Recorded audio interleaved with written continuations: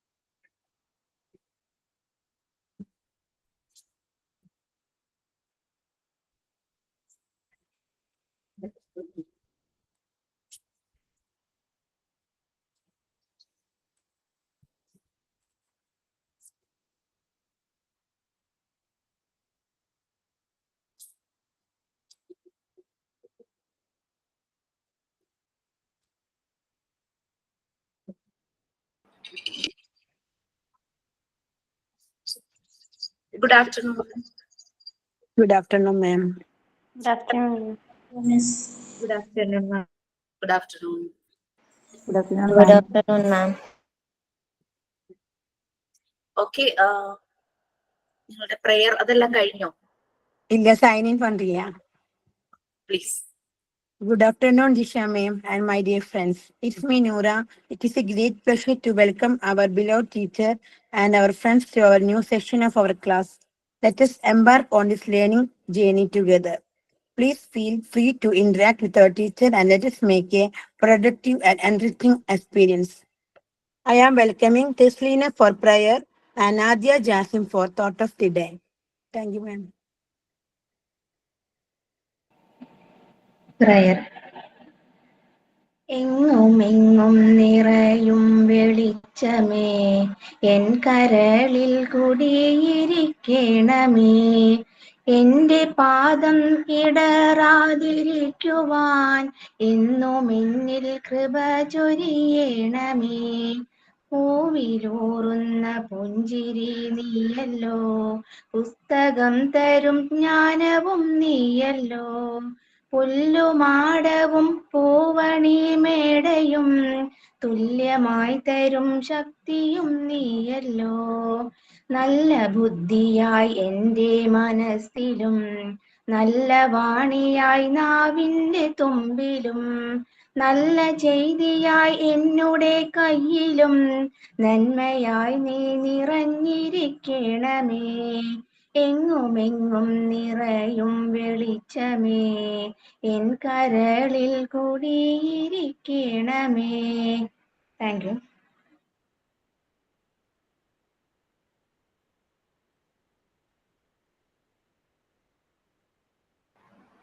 Okay. ഇനി എന്താ participants?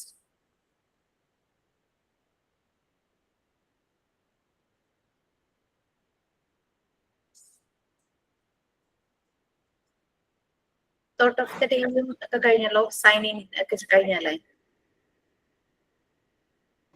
നാദ്യ പറയേണ്ടത് ma'am thought of the day. Okay. അപ്പൊ ആള് ഞാൻ ഇന്നലെ പറഞ്ഞു എന്തായാലും തോട്ട് ഓഫ് ദ ഡേ പറയണത് ആദ്യാന്ന്. അപ്പൊ ആളൊന്നും എന്നും പറഞ്ഞില്ല. സോ ഞാൻ തന്നെ പറയാം ma'am thought of the day.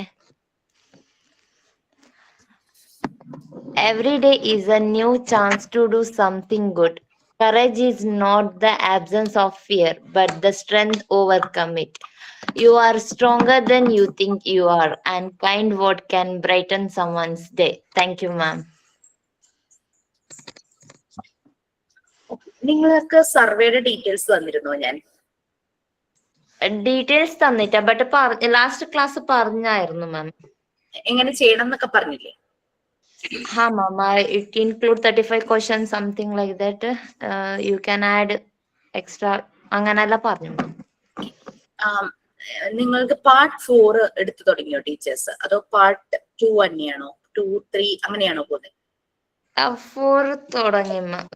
Means school instrument ഇത് സ്കൂൾ മാനേജ്മെന്റില് 8th യൂണിറ്റ്, പിന്നെ first unit Aswathi ma'am first unit, 8th unit good manner മിൽറോസ് മാം കംപ്ലീറ്റ് ചെയ്തു. Okay okay fine. And what about part 2? Part 2 complete ആയോ? Needs, പിന്നെ ഇത് ഏത് educational psychology, അത് കംപ്ലീറ്റ്. സൈക്കോളജി ഞാനല്ലേ എടുക്കുന്നേ, ആണോ? Yes ma'am. അത് കംപ്ലീറ്റ് ആയോ? ഇല്ലല്ലോ. ഇല്ല മാം. ഓക്കെ. ആൻഡ് പാർട്ട് 3 ആരെങ്കിലും എടുത്തു തുടങ്ങിയോ? No ma'am. ഓക്കെ, പാർട്ട് 3 എടുക്കാതെയാണ് ടീച്ചേഴ്സ് പാർട്ട് 4ലേക്ക് പോയിരിക്കുന്നത് അല്ലേ? Okay fine. സോ പാർട്ട് 2 ഇനിയിപ്പോ എഡ്യൂക്കേഷണൽ സൈക്കോളജി കംപ്ലീറ്റ് ചെയ്യാനുണ്ട്, നീഡ്സും ഉണ്ട്, റൈറ്റ്? യെസ് മാം.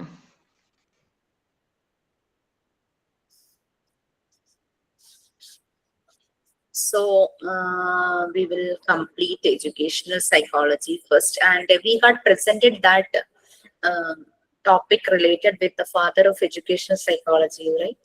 Edward Thondeki. Yes ma'am. ഒരു എസ് എ മാതിരി പ്രസന്റ് ചെയ്യാൻ പറഞ്ഞിട്ടുണ്ടായിരുന്നു. ചെയ്തോ? പ്രിപ്പയർ ചെയ്തവർ ചെയ്തോ? Okay ma'am.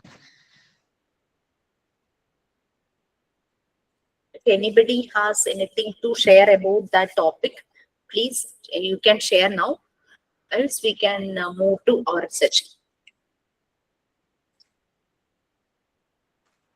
ഞാൻ ചെയ്യട്ടെ?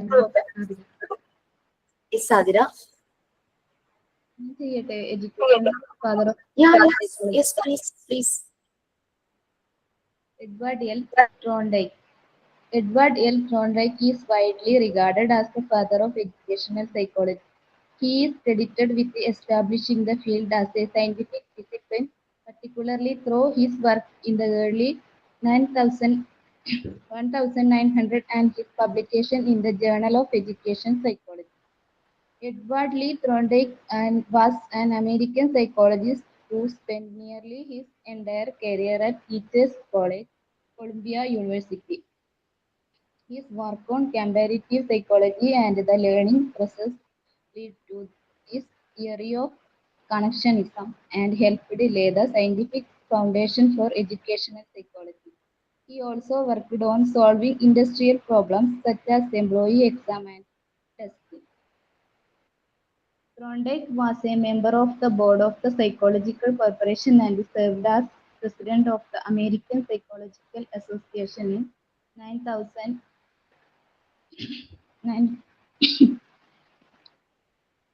Thorndike ചെറിയ പ്രശ്നമുണ്ട്. A review General Psychology survey published on 2002 remarked Thorndike and as the ninth most cited psychologist of the 20th century. Edward Thorndike had a powerful impact on reinforcement theory and behavior analysis, providing the basic framework for empirical laws in behavior psychology with his law of effects. Through his contribution to the behavioral psychology field came his major impact on education, where the law of effect has great influence in the class.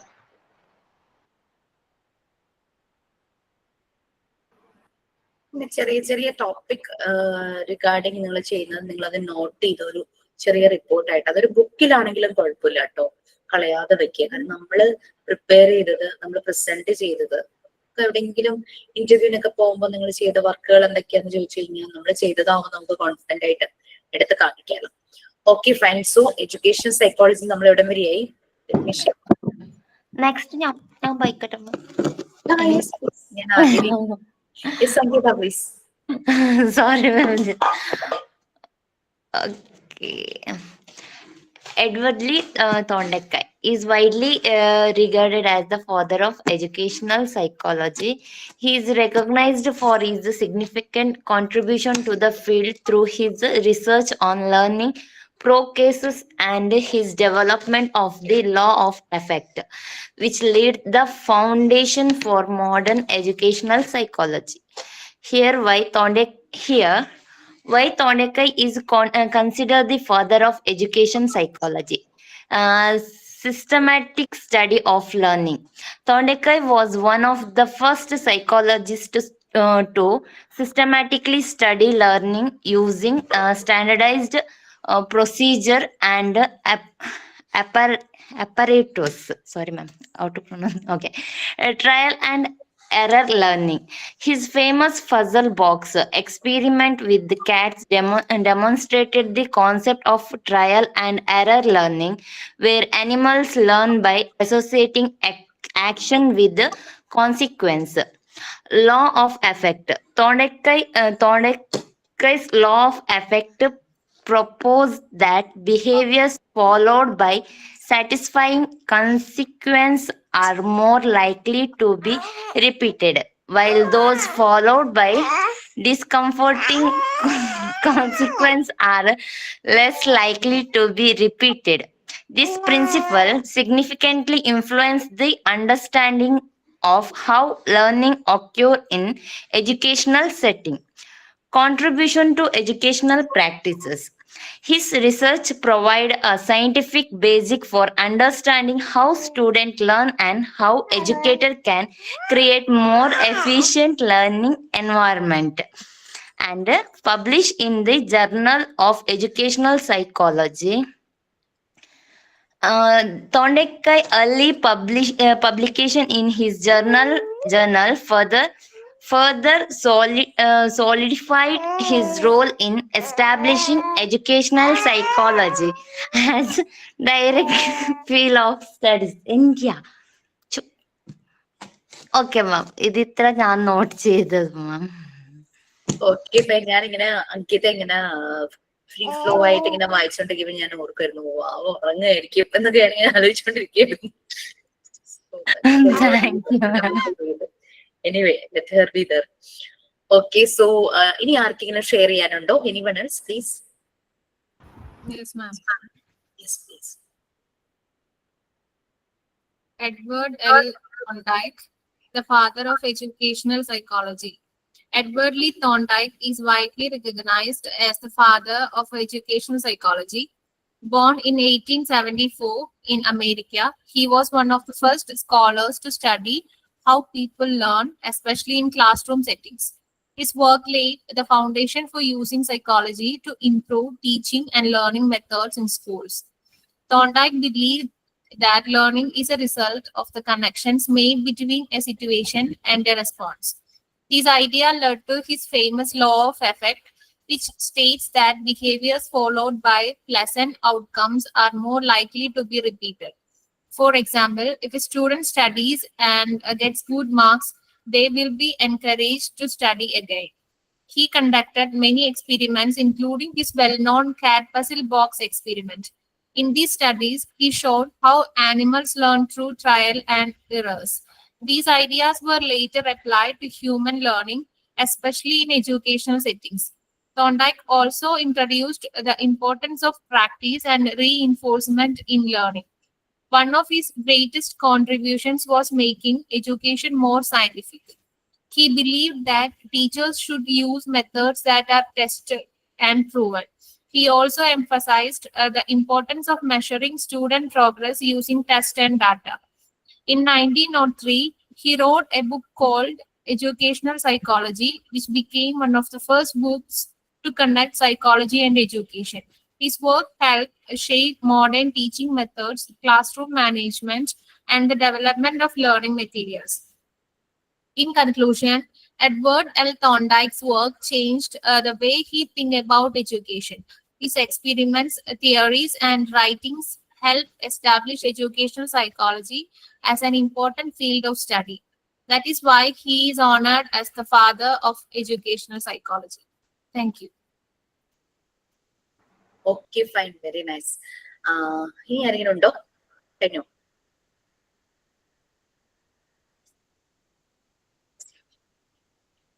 Okay, so his contribution is very valid. Like education settings, പല കാര്യങ്ങളും new approaches, analysis, അതുപോലെ research, ഇതെല്ലാം ചെയ്യാനായിട്ടൊരു reference ശരിക്കും അദ്ദേഹം കുറേ methods അതിന് വേണ്ടിയിട്ട് design ചെയ്തിട്ടുണ്ടായിരുന്നു. നമുക്കറിയാം, ചെറിയൊരു എഡ്യൂക്കേഷണൽ സെറ്റിംഗ് ആണെങ്കിലും നമ്മളൊരു ഫീഡ്ബാക്ക് ചോദിക്കും കുട്ടികളുടെ അടുത്ത്, പാരന്റ്സിന്റെ അടുത്ത്, അല്ലെങ്കിൽ എന്താണ് സജഷൻ, എന്ത് മെച്ചം നോക്കണം, അങ്ങനെ രീതിയിലുള്ള ഒരു മീറ്റിംഗ്സും അനാലിസിസും കാര്യങ്ങളും ഇവാലുവേഷനും എല്ലാം നടക്കും അല്ലെ. എഡ്യൂക്കേഷണൽ സെറ്റിംഗ്സ്, ഈവൻ എക്സാംസ് നടത്തുന്നതിൽ വരെ പല മെത്തേഡ്സ് ഓപ്റ്റ് ചെയ്യാറുണ്ട്. കുട്ടികളുടെ ഏജിനനുസരിച്ച് അവർക്ക് കൊടുക്കുന്ന ആക്ടിവിറ്റീസ്, അവരിലൂടെ വരുന്ന ഔട്ട്കം, ഇതെല്ലാം ഒബ്സർവ് ചെയ്തിട്ട് അതിന് വേണ്ടുന്ന രീതിയിലുള്ള മാറ്റങ്ങൾ അപ്ഡേറ്റ് ചെയ്യണമെങ്കിൽ അപ്ഡേറ്റ് ചെയ്യുന്നു. അങ്ങനെയെല്ലാം നമുക്ക് ഇതിനെല്ലാം ഒരു റെഫറൻസ് ഇതുപോലുള്ള പല എഡ്യൂക്കേഷണൽ അനാലിസ്റ്റുകളുടെ ഒബ്സർവേഷൻ, അവരുടെ കോൺട്രിബ്യൂഷനിൽ നിന്ന് നമുക്ക് മനസ്സിലാക്കാനായിട്ട് പറ്റും. ഓക്കെ, നമ്മൾ എവിടം വരെയായി? എഡ്യൂക്കേഷണൽ സൈക്കോളജി നമ്മൾ എവിടം വരെയായി? ഒബ്സർവേഷന്റെ പോയിന്റ്സ് 4 പോയിന്റ്സ് പറഞ്ഞു. ഒബ്സർവേഷൻ ആ 4 പോയിന്റ്സും എക്സ്പ്ലെയിൻ ചെയ്തു. ഓക്കെ, സോ നമ്മളുടെ യെസ്,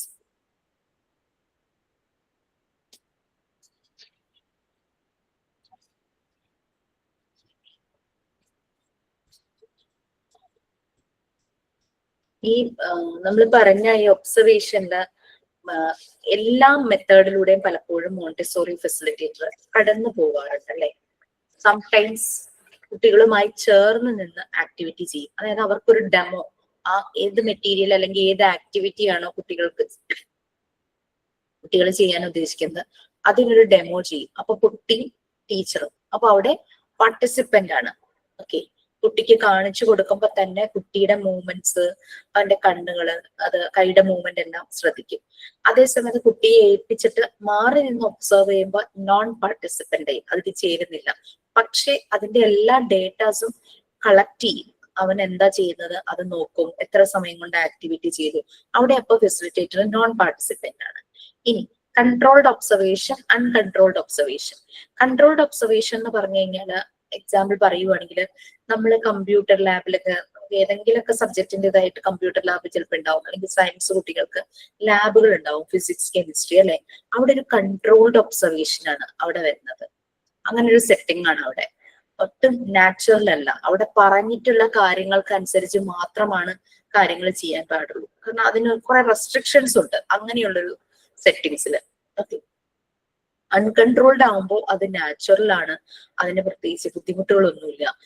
ഒബ്സർവേഷൻ ഒരു റിയൽ വേൾഡ്, ഇപ്പൊ നമ്മള് കുട്ടികളെ പുറത്ത് കൊണ്ടുപോയി ഒരു മരത്തിന്റെ ചുവട്ടിലിരുത്തിയിട്ട് അവർക്ക് ഒരു ആക്ടിവിറ്റി കൊടുക്കുമ്പോൾ അവിടെ തന്നെ നേച്ചറുമായിട്ട് കണക്ട് ചെയ്യുന്നു, റിയാലിറ്റിയുമായിട്ട് കണക്ട് ചെയ്യുന്നു. അവിടെ പ്രത്യേകിച്ച് കൺട്രോൾഡ് ആയിട്ടുള്ള വേരിയബിൾസ് കാര്യങ്ങളൊന്നും കാര്യമായിട്ട് ഉണ്ടാവില്ല. അതാണ് അൺകൺട്രോൾഡ് ഒബ്സർവേഷനിൽ വരുന്നത്. അപ്പൊ അങ്ങനെ കാര്യങ്ങളെല്ലാം നമ്മൾ പറഞ്ഞു.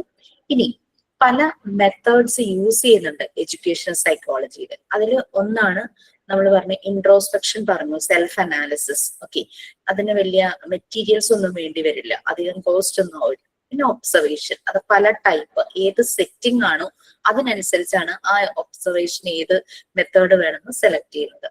Next clinical case study method, കുറച്ചുകൂടെ പ്രൊഫഷണലി എന്ന് തന്നെ പറയാം. ക്ലിനിക്കൽ കേസ് സ്റ്റഡി മെത്തേഡ് ഇത് തുടങ്ങിയില്ലല്ലോ? No, ma'am. ഓക്കെ, ആരെങ്കിലും ഒന്ന് റീഡ് ചെയ്യാമോ? ഓക്കെ ആണോ?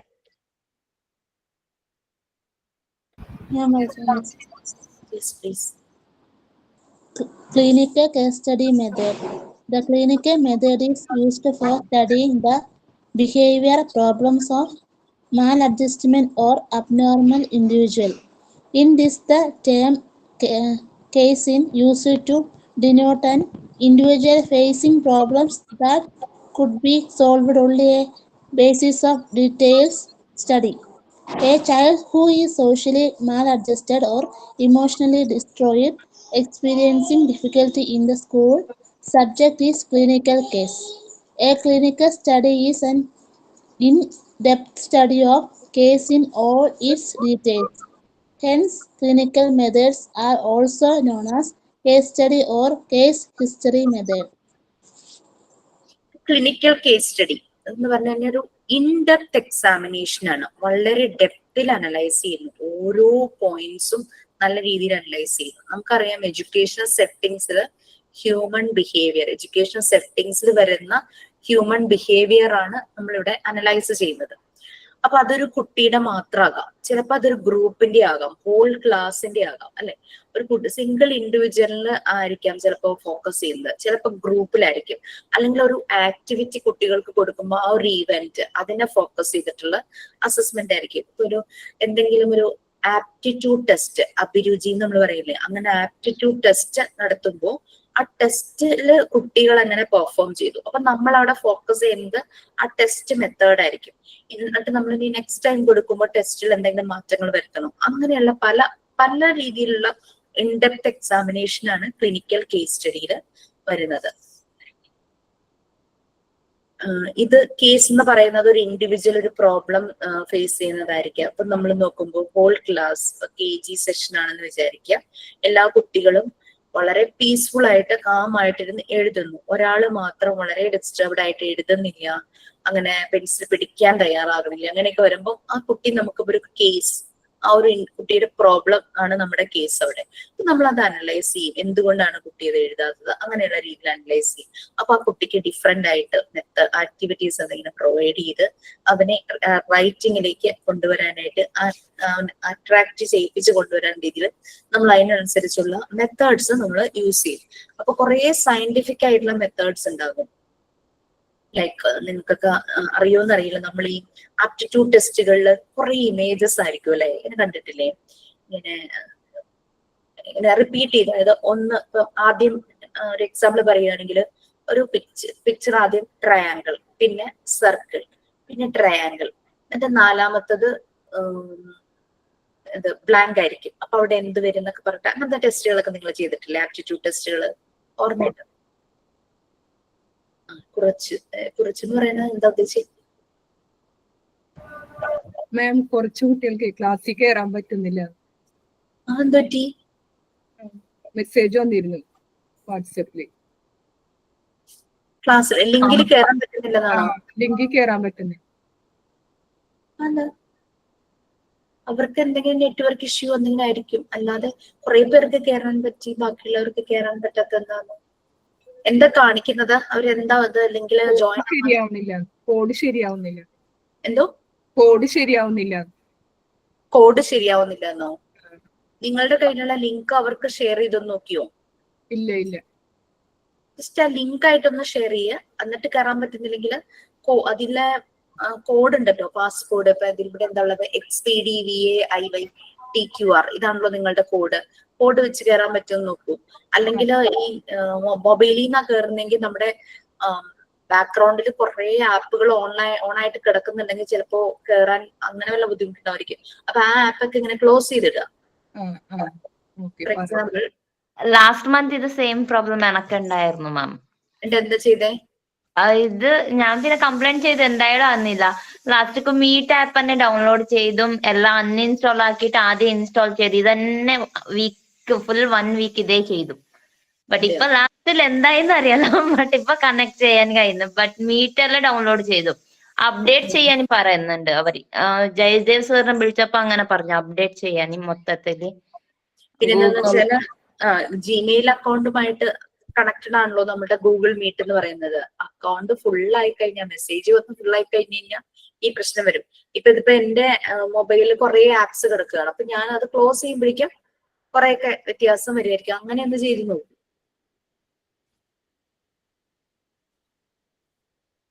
ഒന്ന് അപ്ഡേറ്റ് ചെയ്യണേ. അവര് ട്രൈ ചെയ്യുമ്പോ എന്താ കിട്ടുന്നേന്നുള്ളത്. വെയിറ്റ് ചെയ്യണോ? നോക്കണോ? ഒരു 2 minutes നോക്കാം അല്ലെ, അവര് വരുന്നുണ്ടോ നോക്കാം.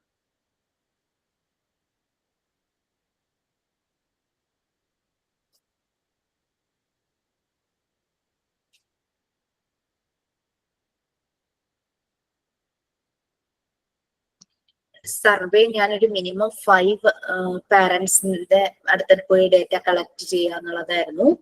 അത് നിങ്ങൾ 5 മിനിമം ആണ്. You can take more. എന്ന് വെച്ചാൽ സർവേ അല്ലേ, നമ്മൾ എത്ര കൂടുതൽ എടുക്കുന്നു അത്രയും നല്ലത്. നേരിട്ട് പോകാൻ പറ്റിയില്ലെങ്കിൽ അറ്റ്ലീസ്റ്റ് ഫോൺ കോളിലൂടെ തന്നെ ചോദിച്ചു മനസ്സിലാക്കി ചെയ്തു പോവുക. പിന്നെ ഡിഫറെന്റ് സോഷ്യൽ ലെവൽസിൽ ജീവിക്കുന്നവരാണെങ്കിൽ പാരന്റ്സ് വെൽ എഡ്യൂക്കേറ്റഡ്, ജോബിന് പോകുന്നവരുണ്ടാവും, ആവറേജ് ഫാമിലി ഉണ്ടാവും, മദറിന് ജോലി ഇല്ലാത്തവരുണ്ടാകും, ചിലപ്പോ പാരന്റ്സ് പുറത്ത് ഗ്രാൻഡ് പാരന്റ്സ് നോക്കുന്നവരുണ്ടാകും.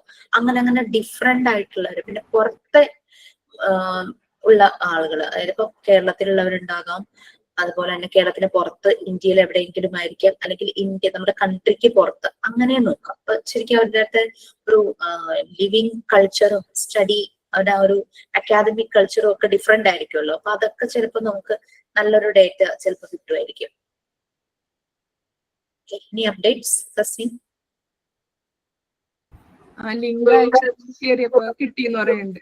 ആണോ? ഓക്കെ, 2 പേര് ജോയിൻ ചെയ്തിട്ടുണ്ട് ഇപ്പൊ. ശരി. ഓക്കെ, അപ്പൊ നമുക്ക് കണ്ടിന്യൂ ചെയ്യാം. ഓക്കെ, എനിക്കൊന്ന് പാസ്വേഡ് അടിക്കുമ്പോ ഏതെങ്കിലും ഒരു ലെറ്റർ ഒന്ന് മാറിപ്പോയാൽ അല്ലെങ്കിൽ എനിക്ക് പറ്റുന്ന പ്രശ്നമായി. അങ്ങനെ സംഭവിക്കാം. അതുകൊണ്ട് നമുക്കറിയില്ല. ഇപ്പൊ ക്ലിനിക്കൽ കേസ് സ്റ്റഡി ഇതാണ്. നമ്മൾ ആ ഒരു ഇൻഡിവിജ്വലിന്റെ എഡ്യൂക്കേഷൻ സൈക്കോളജി തന്നെ ഇൻഡിവിജ്വലിന്റെ behaviour in the education settings നമ്മൾ അനലൈസ് ചെയ്യുന്നതാണ്. അതിനെ നമ്മൾ അനലൈസ് ചെയ്ത് അതിന് നമുക്ക് വേണ്ടുന്ന സൊല്യൂഷൻസ് കണ്ടുപിടിക്കുന്നത് തന്നെയാണ്. ഓക്കെ, അപ്പൊ അത് ഒരു ആളുടെ ആകാം, ഒരു ഗ്രൂപ്പിന്റെ ആകാം, ഒരു ഇവന്റ്, അവർക്ക് കൊടുക്കുന്ന ഒരു ഇവന്റിനെ ഫോക്കസ് ചെയ്തിട്ടാണ്. പലപ്പോഴും ഇങ്ങനെ പ്രശ്നം വരുന്ന ഒരു കുട്ടിയുടെ ഇങ്ങനെ പ്രോബ്ലം വരുന്ന കുട്ടി സോഷ്യലി മാൽ അഡ്ജസ്റ്റഡ് ആയിരിക്കാം എന്ന് പറഞ്ഞു കഴിഞ്ഞാൽ നമ്മൾക്കറിയാം, നമ്മൾ നല്ല ഭക്ഷണം കഴിക്കുമ്പോൾ, ന്യൂട്രീഷ്യസ് ആയിട്ടുള്ള ഭക്ഷണം കഴിക്കുമ്പോൾ നമ്മൾ നല്ല ഹെൽത്തി ആകും. അതേസമയം ന്യൂട്രീഷൻ കുറയുമ്പോൾ, മാൽ ന്യൂട്രീഷൻ ആകുമ്പോൾ നമ്മുടെ ഹെൽത്ത് മോശമാകും. അതുപോലെ തന്നെയാണ് നമ്മൾ ജീവിക്കുന്ന എൻവയോൺമെന്റിൽ നിന്നും നല്ല പോസിറ്റീവ് ന്യൂട്രിയൻസ് അല്ലെ, പോസിറ്റീവ് ഫാക്ടേഴ്സ്, പോസിറ്റീവ് ന്യൂട്രിയൻസ് ആയിട്ടുള്ള ലവ്, കെയർ, അഫെക്ഷൻ കുട്ടികൾക്ക് എന്നല്ല ആർക്കും ഏതൊരു ടൈമിലും ആവശ്യമാണ്. നമ്മൾ അവരെ സ്നേഹിക്കുന്നു, അവരോട് അഫെക്ഷനോട് കൂടി പെരുമാറുന്നു, അവരെ കെയർ ചെയ്യുന്നു, നമുക്ക് അവരോട് ഒരു കൺസേൺ ഉണ്ടെന്ന് തോന്നുമ്പോൾ, നമ്മളോട് ആരെങ്കിലും അങ്ങനെ കാണിക്കുമ്പോൾ നമുക്ക് എന്താ ഫീൽ ചെയ്യുക? We are valued. നമുക്ക് വാല്യൂ ഉണ്ട്. Yes, I am something. എന്നോട് അങ്ങനെ പറഞ്ഞല്ലോ, എന്നോട് അങ്ങനെ പെരുമാറിയല്ലോ, എന്നെ നോക്കി ചിരിച്ചല്ലോ, ലൈക്ക് ദാറ്റ്. ചിരിച്ചില്ലെങ്കിൽ എന്താ എന്നെ നോക്കി എന്നും ചിരിക്കുന്ന ഒരാള് ഒരുപക്ഷെ ഓപ്പോസിറ്റ് വരുമ്പോൾ നമ്മളെ കണ്ടപ്പോൾ മുഖം തിരിച്ചു പോകുന്നു, എന്ത് പറ്റി, എന്താ എന്നിങ്ങനെ എന്ന് നമ്മൾ ചിന്തിക്കില്ലേ? അപ്പൊ നമ്മളോട് ആ ഒരു കൺസേൺ, ആ ഒരു ലവിങ്, കെയറിങ്, അഫക്ഷനേറ്റ് ആയിട്ടുള്ള പെരുമാറ്റം, കമ്പാഷൻ, എംപത്തറ്റിക് ആയിട്ട് പെരുമാറുന്നുണ്ട് നമുക്ക് ഫീൽ ചെയ്യുക, യെസ് ഐ ആം വാല്യൂഡ്. ആരുടെയൊക്കെയോ മനസ്സിൽ ഞാനുണ്ട്, ആരുടെയൊക്കെയോ എന്നെ കരുതലുണ്ട്. അപ്പൊ അങ്ങനെ നമുക്കൊരു ഫീൽ വരും. കുട്ടികൾക്കും അങ്ങനെ തന്നെ. അവർക്ക് to love and to be loved, അത് അവരുടെ ബർത്ത് റൈറ്റ് തന്നെയാണെന്നാണ് പറയുന്നത്. അത് അവർ ആഗ്രഹിക്കുന്ന ആ ഒരു വാല്യൂഡ് ആവും. അതേസമയം കുട്ടിക്ക് ആ രീതിയിലുള്ള പോസിറ്റീവ് ന്യൂട്രിയൻസ് ഒന്നും കിട്ടാതെ വരുമ്പോൾ ആ കുട്ടി മാൽ അഡ്ജസ്റ്റഡ് ആയി പോകുന്നു. ഒട്ടും സൊസൈറ്റിയുമായിട്ട് സോഷ്യലൈസ് ചെയ്യില്ല. ഭയങ്കരമായിട്ട് ചിലപ്പോ അഗ്രസീവ് നേച്ചർ, വയലന്റ് ആകാം. ചിലപ്പോ അത് ആ ലെവലിൽ നിന്ന് മാറിയിട്ട് ലേസി ആകാം, സ്ലീപ്പി ആകാം, ഒട്ടും ആക്റ്റീവ് ആവാതെ ഇങ്ങനെ ഒരു മന്ദത എന്നൊക്കെ നമ്മൾ പറയുന്ന ആ ഒരു രീതിയിലേക്ക് ആയിപ്പോകും. അപ്പോ അങ്ങനെ വരുന്ന കുട്ടികൾക്കാണ് പലപ്പോഴും ഇതുപോലുള്ള ക്ലിനിക്കൽ കേസ് സ്റ്റഡി ചെയ്യുന്നത്. ഇതൊരു ഡെപ്ത് സ്റ്റഡിയാണ്. ക്ലിനിക്കൽ മെത്തേഡ്സിനെ കേസ് സ്റ്റഡി അല്ലെങ്കിൽ കേസ് ഹിസ്റ്ററി മെത്തേഡ്. നമ്മൾ ഈ കേസ് സ്റ്റഡി എടുക്കുമ്പോൾ കുട്ടിയുടെ പഴയത് തുടങ്ങിയിട്ട് എടുക്കും. ചെറുപ്പത്തിലുള്ള എന്തെങ്കിലും ട്രോമാറ്റിക് ആയിട്ടുള്ള എക്സ്പീരിയൻസ് ഉണ്ടോ, അതുകൊണ്ടാണ് കുട്ടി ഇങ്ങനെ ബിഹേവ് ചെയ്യുന്നത്, അങ്ങനെയുള്ള രീതിയിലൊക്കെ. കാരണം ഈ ചെറുപ്പത്തിൽ തന്നെ അവർക്ക് അവരുടെ കെയർ ഗീവർ നഷ്ടപ്പെടുന്ന സമയത്ത് ചില കുട്ടികൾ ഭയങ്കരമായിട്ട് ഡൗൺ ആയിട്ട് പോവുമായിരിക്കും. അങ്ങനെയൊക്കെ നമ്മൾ കുറെ കഥകളൊക്കെ അങ്ങനെ വായിച്ചിട്ടുണ്ടല്ലേ, അങ്ങനെയൊക്കെ സംഭവിച്ചിട്ടുള്ളതായിട്ടും അങ്ങനെയുള്ള കാര്യങ്ങളൊക്കെ നമ്മൾ വായിച്ചിട്ടുണ്ട്. അപ്പൊ അത് ശരിക്കും ഒരു ഹിസ്റ്ററി, അവരുടെ പ്രീവിയസ് അവരുടെ ലൈഫിൽ നിന്ന് കടന്നുപോയ എക്സ്പീരിയൻസിനെ ഒക്കെ ബേസ് ചെയ്തിട്ടാണ് ഈ ക്ലിനിക്കൽ കേസ് സ്റ്റഡി മെത്തേഡ് നമ്മൾ അനലൈസ് ചെയ്യുന്നത്. അപ്പോൾ ഒബ്സർവേഷനൊക്കെ ആണെങ്കിൽ നമുക്ക് ഒരു 1 hour കുട്ടികൾക്ക് ഒരു ആക്ടിവിറ്റി കൊടുത്തു, നമ്മളത് ഒബ്സർവ് ചെയ്തു, അതിൽ നിന്ന് നമ്മൾ ഫൈൻഡ് ഔട്ട് ചെയ്തത് നമുക്ക് നോട്ട് ചെയ്ത് വെച്ചിട്ട് നമുക്ക് അനലൈസ് ചെയ്യാം.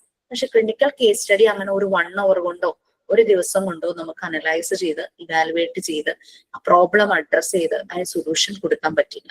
അത് പല സെറ്റിങ്സിലൂടെ നമ്മൾ കടന്നു പോകും. അത് ചെയ്യാനായിട്ട് വളരെയധികം സെറ്റിങ്സിലൂടെ കടന്നു പോകണം. എൻ്റെ അടുത്തൊരു ബ്രേക്കപ്പ് ആയിട്ട് ഒരു പെൺകുട്ടി വന്നു കേട്ടോ. അത്രയും വിഷമിച്ച് ഞാൻ കാര്യം ഇങ്ങനെ പറഞ്ഞു കേട്ടിട്ടേ ഉള്ളൂ. ആളുകൾ ബ്രേക്കപ്പ് ആയി, അങ്ങനെയായി, ഇങ്ങനെയായി എന്നൊക്കെ പറഞ്ഞു കേട്ട് സിനിമയിൽ കണ്ടിട്ടുണ്ട്, ചില സീരീസിലൊക്കെ കണ്ടിട്ടുണ്ടെന്നല്ലാതെ ബ്രേക്കപ്പ് ആയിട്ട് ഒരു പെൺകുട്ടി എൻ്റെ അടുത്ത് ആദ്യമായിട്ട് ഇങ്ങനെ വരുക. ഷീ ഈസ് വെരി ബ്യൂട്ടിഫുൾ, വളരെ ടാലന്റഡ് ആണ്. ബട്ട് അവള് ഈ ബ്രേക്കപ്പ് ആയി കഴിഞ്ഞപ്പോൾ അവളുടെ കാര്യങ്ങളിൽ ശ്രദ്ധിക്കുന്നില്ല. സ്വന്തമായി ചെയ്യുന്ന പല കാര്യങ്ങളും ചെയ്യാതെ വരുന്നു. ഭയങ്കര അങ്ങോട്ട് ആളങ്ങ് ബ്ലാങ്ക് ഔട്ട് ആയിപ്പോയി. ഭയങ്കര ക്ഷീണിച്ചു, ഭക്ഷണം പ്രോപ്പറായിട്ട് കഴിക്കുന്നില്ല, അങ്ങനെയൊക്കെ. അപ്പൊ ഞാൻ എനിക്ക് മനസ്സിലായി, ഈശ്വര, ഇങ്ങനെ ബ്രേക്കപ്പ് സംഭവിക്കുമ്പോൾ കുട്ടികൾക്ക് ഇങ്ങനെയും പ്രശ്നങ്ങൾ ഇവർ ഇത്രയും ഫേസ് ചെയ്യുന്നുണ്ടെന്നുള്ളത് അവർക്കത് കൂളായി എടുക്കാൻ പറ്റുന്നില്ല. അത്രയും ഇങ്ങനെ മനസ്സിൽ കൊണ്ട് നടന്ന ഒരാളെ പെട്ടെന്ന് അയാള് ടാറ്റ ബൈ ബൈ പറഞ്ഞു പോകുമ്പോഴേക്കും ഉണ്ടാകുന്നൊരു വിഷമം. ഞാൻ ആകെ ചെയ്തത്, ഞാൻ ഒരു ഇന്റർവെൻഷൻ ചെയ്തില്ല. ഞാൻ ആ കുട്ടിയെ കേൾക്കുക മാത്രമേ ചെയ്തുള്ളൂ. അവള് പറഞ്ഞതും അവളുടെ സങ്കടങ്ങളും മുഴുവൻ കേട്ടു. അതും വന്ന ഒരു 2 hours ഒന്നും കഴിയാതെ ഈ കുട്ടി പോവില്ല കേട്ടോ. കാരണം അതിന് ഇത് പറയാൻ ആരുമില്ല, അതിന്റെ ഒരു പ്രശ്നം, അതിനെ പറ്റിയൊരു ഫ്രണ്ട്സും ഇല്ല.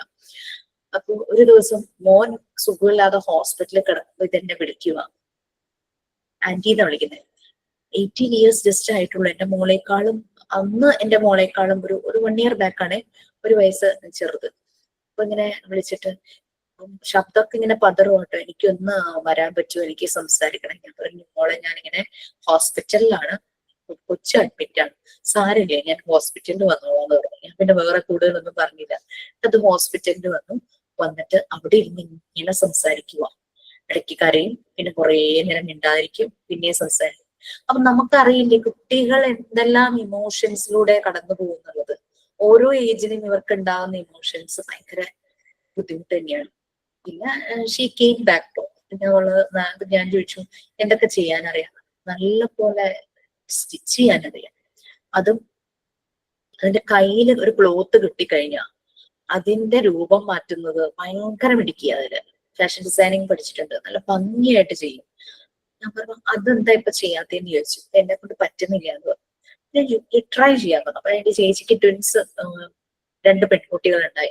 ഞാൻ പറഞ്ഞു അവർക്ക് കുഞ്ഞു കുഞ്ഞു ഉടുപ്പുകൾ ചെയ്തു നോക്കൂ, ചിറ്റയുടെ ഒരു കോൺട്രിബ്യൂഷൻ ആണല്ലോ, ഒന്ന് ചെയ്തു നോക്കാൻ പറഞ്ഞു. അങ്ങനെ സ്റ്റാർട്ട് ചെയ്ത് പിന്നെ ആള് കേരളത്തിൽ മുഴുവൻ നടത്തിയ ഒരു ഫാഷൻ ഷോ വന്നപ്പോൾ അതിൽ കുറെ ഡ്രസ്സൊക്കെ ഡിസൈൻ ചെയ്ത് അങ്ങനെ ആ കുട്ടി അതൊക്കെ പ്രസന്റ് ചെയ്യാനൊക്കെ ആയിട്ട് പോയിരുന്നു കേട്ടോ. അതൊക്കെ എനിക്ക് ഷെയർ ചെയ്തിട്ടുണ്ടായിരുന്നു. ഇപ്പൊ കുഴപ്പമൊന്നുമില്ല. കഴിഞ്ഞ ദിവസം ഒരു കോള് വീണ്ടും വന്നു, എനിക്കിന്ന് കാണണം എന്ന് പറഞ്ഞു. ഞാനിങ്ങനെ ക്ലാസ് എടുത്തോണ്ടിരിക്കുക. അന്ന് ഞാൻ ക്ലാസ് എടുക്കുന്നില്ലായിരുന്നു. ആ ഒരു ടൈമില് ഞാൻ വീട്ടിൽ തന്നെ എപ്പോഴും ഉണ്ടായിരുന്നു. അപ്പൊ എനിക്കൊരു ക്വാളിറ്റി ടൈം തരാനായിട്ട് പറ്റുന്നുള്ളൂ, ഞാൻ വിളിക്കാന്ന് പറഞ്ഞു. അങ്ങനെ ഇരിക്കുന്നു. അപ്പൊ അങ്ങനെ പിന്നെ വീണ്ടും ഇപ്പൊ എന്താ സംഭവിച്ചു എന്നുള്ളത് എനിക്കറിയില്ല. അന്നത്തെ ആ ബ്രേക്കപ്പ് ആയത് അത് ആക്സെപ്റ്റ് ചെയ്തു. ഓക്കെ, അങ്ങനെ ബൈ എന്നുള്ള രീതിയിലൊക്കെ ഇങ്ങനെ പറഞ്ഞ് അതൊക്കെ ആയിട്ട് അങ്ങനെ ആയി. പക്ഷെ പ്രതീക്ഷയുണ്ടായിരുന്നു പുള്ളിക്കാരിക്ക് ആള് വീണ്ടും വരും, അങ്ങനത്തെ രീതിയിലൊക്കെ ഒരു പ്രതീക്ഷയൊക്കെ ഉണ്ടായിരുന്നു. പക്ഷെ ആ പയ്യൻ ഒരു തമാശക്ക് എന്തോ ചെയ്ത പോലെ ആയിട്ടാണ് എനിക്ക് ഫീൽ ചെയ്തത്. ഐ ഡോണ്ട് നോ എന്താ അതിന്റെ റീസൺ. അവൻ വേറൊരു കണക്ഷനിൽ എന്തോ ആയെന്ന് തോന്നുന്നു, കൂടെ വർക്ക് ചെയ്യുന്ന ഒരു പെൺകുട്ടിയായിട്ട്. അങ്ങനെയൊക്കെ എന്തൊക്കെയോ ആണ് ഇവര് പറയുന്നത്. ഒരു മെച്യൂരിറ്റി ഇല്ലായ്മയുടെ ഒരു പ്രശ്നം. ചെറിയ പ്രായമാണ് രണ്ടുപേരും. കൊച്ചിന് 18 വയസ്സ് ജസ്റ്റ് ആയിട്ടുള്ള, പയ്യനെങ്ങാണ്ട് 20 or 21 അത്രേ ആയിട്ടുള്ളൂ രണ്ടുപേരും. അങ്ങനത്തെ ഓരോ കേസ് കുട്ടികൾ ഇങ്ങനെ പറയുമ്പോഴേ അവരനുഭവിക്കുന്ന ആ ഒരു ഭയങ്കര പെയിനിൽ നിന്നാ സംസാരിക്കുന്നത്. ഒട്ടും അങ്ങോട്ട് അതിൽ നിന്ന് പുറത്തേക്ക് ഇറങ്ങാൻ പറ്റാതെ ഇങ്ങനെ വിഷമിച്ച് നമുക്ക് പറയാൻ പറ്റില്ല കുട്ടികൾ എന്തെല്ലാം പ്രശ്നങ്ങളിലൂടെ കടന്നു. ചെറിയ കുട്ടികൾ ചിലപ്പോൾ ഒരാളുടെ ഒരു ഷൗട്ടിങ് ആയിരിക്കും അവർക്ക് ലൈഫ് ലോങ് ഒരു ട്രോമാറ്റിക് ആയിട്ട് തോന്നുന്നത്. ആ ഒരു ഷൗട്ടിങ് ഭയങ്കര ബുദ്ധിമുട്ടാണ്. കഴിഞ്ഞ ദിവസം ഇത് പറയാൻ കാരണം മോള് ഞാനും കൂടെ അവളുടെ ഇത് അഡ്മിഷന് വേണ്ടി മുമ്പായിട്ട് ഒരു മെഡിക്കൽ ടെസ്റ്റ് ചെയ്യണം. അത് കുറേ ടെസ്റ്റുകൾ ഉണ്ട്. ബ്ലഡ്, യൂറിൻ, എക്സ്റേ, പിന്നെ ഇത് USG അൾട്രാസൗണ്ട് ഉണ്ടല്ലോ അത്, പിന്നെ ഐ ടെസ്റ്റ്, പിന്നെ അതുപോലെ തന്നെ ഓഡിയോ, വിഷൻ, ഹിയറിംഗ് എല്ലാം ഉണ്ട്. ചെസ്റ്റ് എക്സ്റേ ഉണ്ട്, ECG എടുക്കണം. അപ്പൊ ആള് ഭയങ്കര ഹാപ്പി ആയിട്ട് ടെസ്റ്റുകൾക്കൊക്കെ പോയിട്ടോ. അത് കഴിഞ്ഞിട്ട് ഇത് ECG എടുക്കാൻ പോയി കഴിഞ്ഞു വന്നപ്പോഴും ഭയങ്കര ഡൗൺ ആയിട്ട് വരുവാട്ടോ. അമ്മയ്ക്ക് എന്നോടൊന്ന് പറയാറുന്നില്ല ECG ഇങ്ങനെയാണ് എടുക്കുന്നത്, എനിക്ക് ഭയങ്കര ട്രോമാറ്റിക് എക്സ്പീരിയൻസ് ആയി പോയി എന്ന് പറഞ്ഞു. ഞാൻ ചോദിച്ചു അതെന്താ? ഇത് ചെസ്റ്റിലാണല്ലോ ECG എടുക്കുമ്പോ ഇങ്ങനെ വെക്കുന്നത്.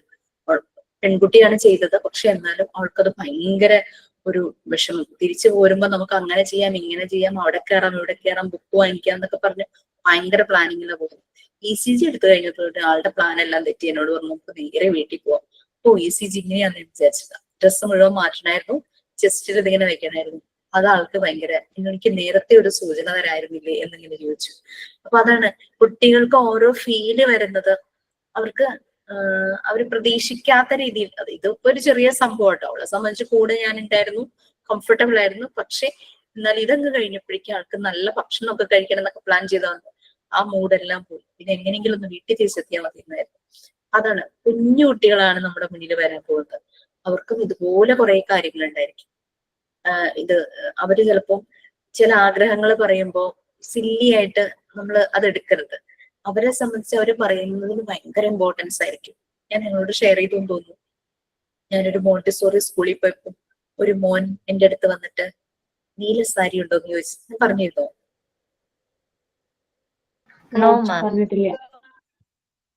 ഞാൻ ഒരു മോണ്ടിസോറി സ്കൂളിൽ പ്രാക്ടീസ് ചെയ്യാം. അപ്പൊ ഞാൻ സൽവാർ ഇട്ടിട്ടാട്ടോ അവിടെ പോകുന്നത്.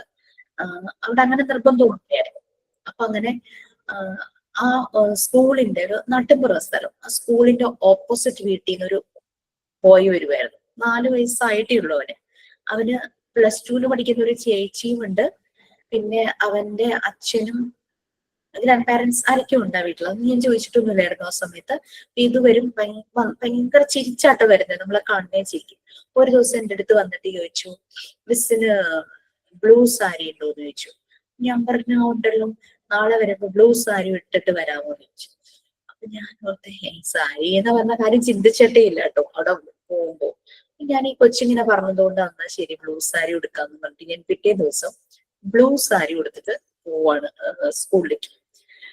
അങ്ങനെ അവിടെ ചെന്നു. ഇവൻ വന്നു, അകലേന്ന് വന്നപ്പോഴും ഇവൻ എന്നെ കാണുന്നുണ്ട് സാരി എടുത്ത് നിൽക്കുന്നത്. ഭയങ്കര സന്തോഷം. വന്നിട്ട് എന്നെ കെട്ടിപ്പിടിച്ചിട്ട് എന്നോട് പറഞ്ഞു എന്റെ മമ്മിക്കും ബ്ലൂ സാരി ഉണ്ടെന്ന് പറഞ്ഞു.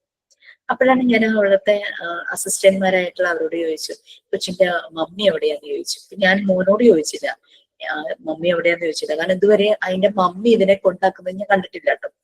അപ്പൊ അതാണ് പറഞ്ഞത്, ഇതിന്റെ അമ്മ നേഴ്സാണ്. കുട്ടി ഉണ്ടായി കുറച്ച് കഴിഞ്ഞപ്പോ തന്നെ ഇവര് ഇറ്റലിക്ക് തിരിച്ചുപോയി. ഇറ്റലിയിൽ നേഴ്സാണ്. അപ്പൊ ഇവൻ അങ്ങനെ കണ്ടിട്ടില്ല, വല്ലപ്പോഴും വരുമ്പോൾ മാത്രമേ കണ്ടിട്ടുള്ളൂ. അപ്പൊ അതാണ് അങ്ങനെയാണ് അവന്റെ മമ്മിയെ കാര്യം ഞാൻ അറിയുന്നത്.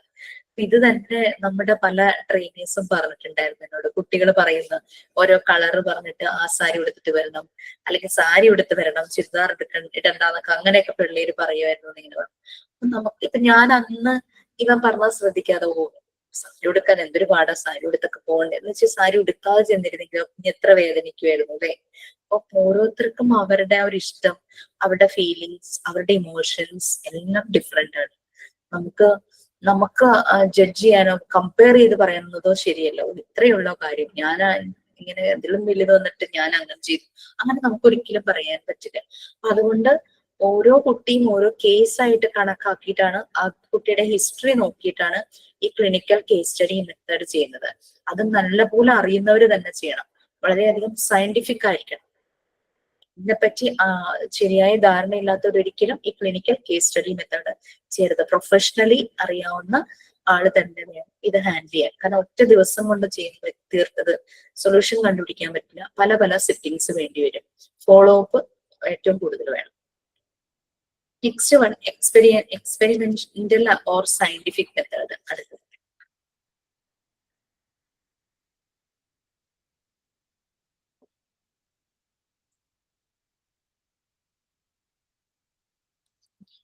ഓക്കെ, ഇതാരാ റീഡ് ചെയ്യാം?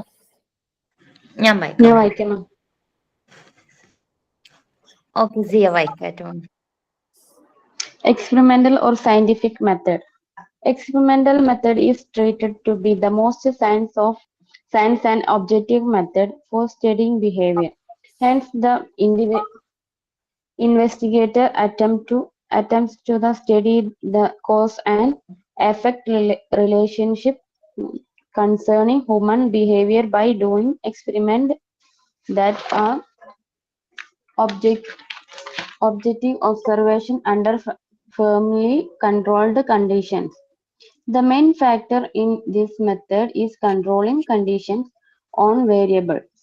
There are three types of variable: independent variable, depending variable, and intervening or controlled variable indicated for the cause and dependent variable for the effect of that cause.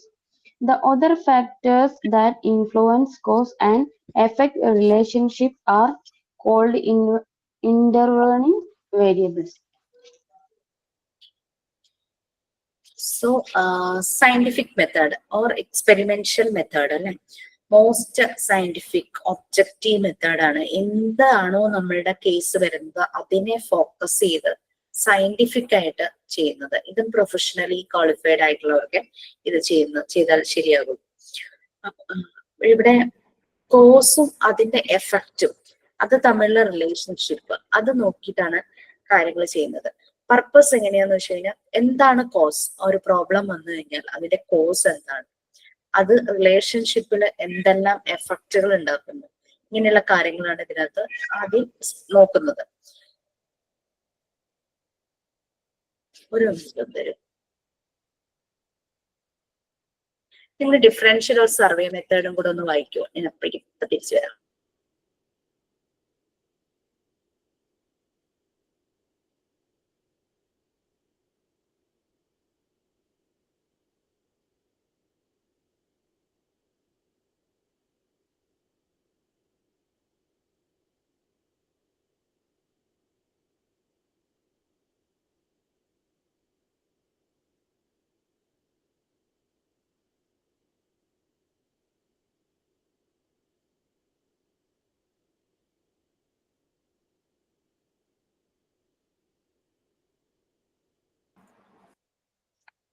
Okay, വായിച്ചില്ലായിരുന്നോ? Okay, കുഴപ്പമില്ല.